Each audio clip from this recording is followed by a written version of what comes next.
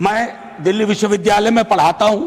I am one of the stake holders और मैं सदन के अपने पुराने साथियों को याद कराऊंगा जो कभी इधर थे आज उधर हैं। 18 में जब मैं आया इस सदन में पुरानी बिल्डिंग में, पहला इंटरवेंशन मेरा था एनटीए के खिलाफ, क्योंकि मुझे मेरे कोलीग्स और स्टूडेंट्स ने रिप्रेजेंटेशन दिया था।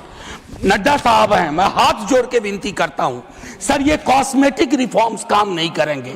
You have to dismantle the source of the disease and source of the disease is NTA. Throw that in west bay of Bengal. मैं ये कह रहा हूं आधार पे, निराधार नहीं है सर। आपके अंदर भी आपकी ब्यूरोक्रेसी भी जानती है, आपके सांसद भी जानते हैं।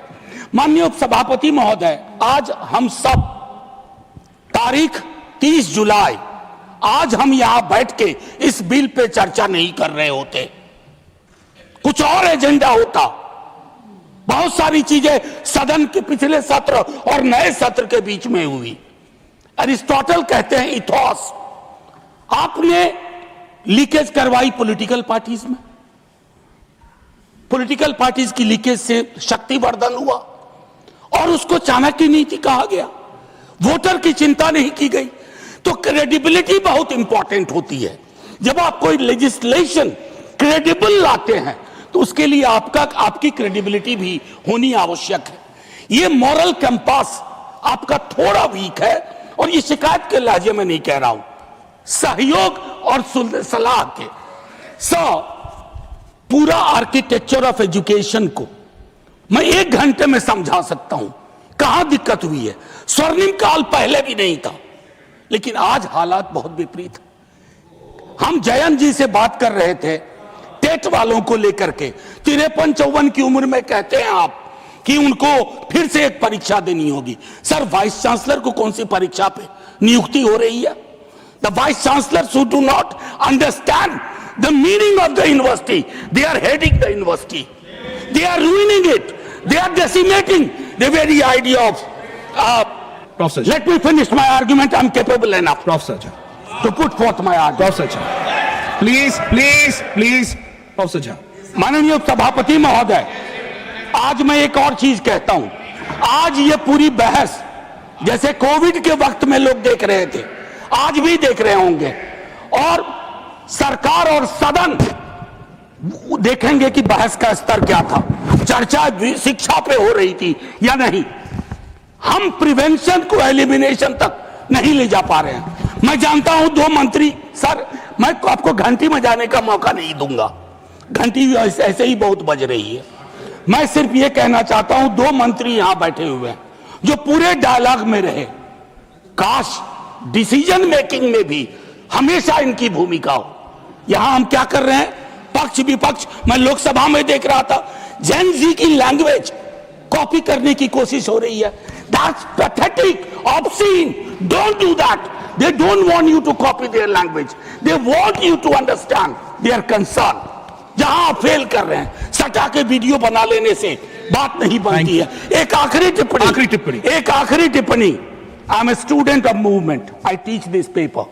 1968 French movement, Daniel cone-bandit, Tariq Ali, France में स्टूडेंट मूवमेंट हुआ था और वहां चर्चा क्या थी जानते हैं सर? ये लैंग्वेज पर जो बात हो रही है।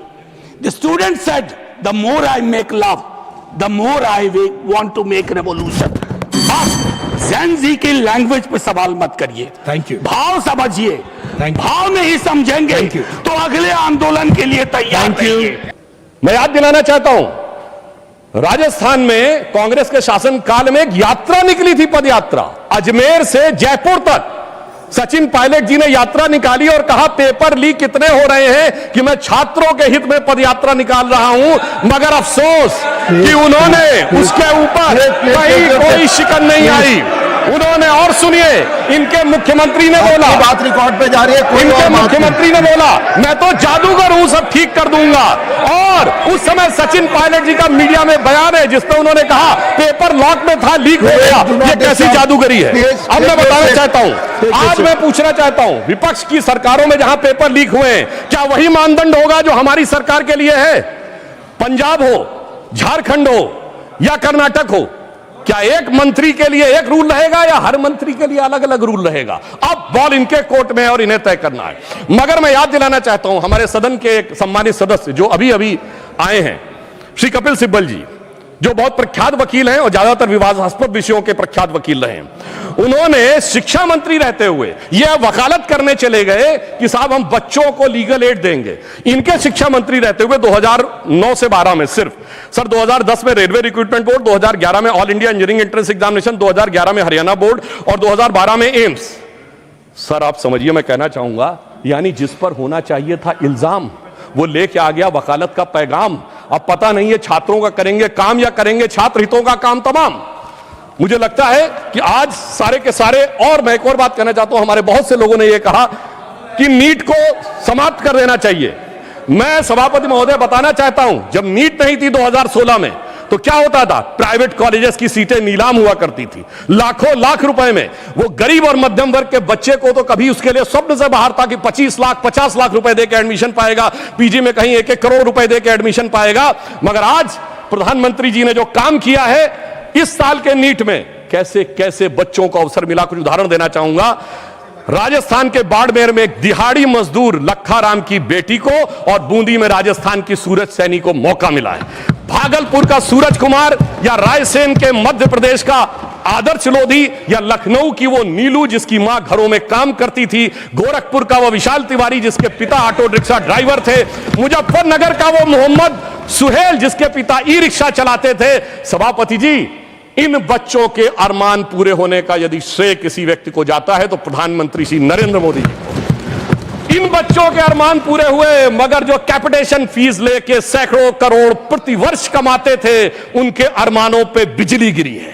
और उस बिजली गिरने के कारण एक कहावत होती है कि तन बदन में आग लगना, मगर सभापति जी इनके तन बदन और धन तीनों में आग लगी हुई है। और मैं कह सकता हूं कि आज जिस प्रकार की आग ये लगाने का प्रयास करते हैं, मैं याद दिलाना चाहता हूं सर, इनकी पार्टी के वरिष्ठ नेता 2024 में क्या बोलते हैं इंजीनियरिंग और मेडिकल के इंट्रेंस टेस्ट में, कि जो क्वेश्चन बनते हैं वो अमुक जाति के लोग बनाते हैं, इसलिए अमुक जाति के लोग उसमें ज्यादा सेलेक्ट होते हैं और दूसरी जाति के बने तो कौन से। मैं समझ नहीं पाता हूं कि moving charge in magnetic field या इलेक्ट्रोमैग्नेटिक इंडक्शन का अगर कोई फार्मूला होगा उसमें जात कहां से आ गई। सभापति जी 9th क्लास में मैंने पढ़ा था, अगर सेंट्रीग्रेड को फॉरेनहाइट में चेंज करना है तो C/5 = M-32/9 होता है। अगर ये सवाल पूछा जाएगा तो सवाल और जांचने वाले में जात कहां से आ गई। मैं जेनजी से कहना चाहता हूं, समझिए इनके खतरनाक इरादे। ये उस समय भी आपको गुमराह करने में लगे हुए थे और आज आदरणीय खड़गे जी ने कहा कि SC ST OBC के रिजर्वेशन के बारे में। सभापति महोदय, शिक्षण संस्थाओं में SC ST OBC का रिजर्वेशन, बिजला जी ने बोला था सर, जैसे ही दूसरा वाला वोट बैंक दिख जाता है AMU SC ST OBC reservation साफ, Jamia Millia Islamia SC ST OBC का रिजर्वेशन साफ, कश्मीर में SC ST रिजर्वेशन देने की जरूरत ही नहीं है। हजारों संस्थाओं को माइनॉरिटी घोषित करके SC ST OBC का रिजर्वेशन साफ। और याद करिए सर, कश्मीर में यह प्रावधान था कि वाल्मीकि समाज की एक बच्ची जब वो PhD करके गई कि यूनिवर्सिटी में लेक्चरर बनना है तो उससे कहा गया तुम्हारे डोमिसाइल के हिसाब से तो सिर्फ सफाई कर्मचारी बन सकते हो। और ये लोग आके आज मनुस्मृति की बात करते हैं। मुझे लगता है कि आज वो धारा 370 हटने के बाद उन्हें वास्तविक अधिकार मिला है। और मैं ये भी कहना चाहूंगा, इतना ही नहीं सर, रिजर्वेशन में इन्होंने ऐसी घुसपैठ की है माइनॉरिटीज की कि अभी एक केस जो था हाईकोर्ट ने क्वैश किया है पश्चिम बंगाल सरकार का। सर इन्होंने OBC के आरक्षण में ऐसा किया, आगे का दरवाजा खोला, पीछे का दरवाजा खोला और रोशनदान भी खोल दिया कि किस प्रकार से अपने वोट बैंक के सारे लोगों को माइनॉरिटी में लाया जा सके।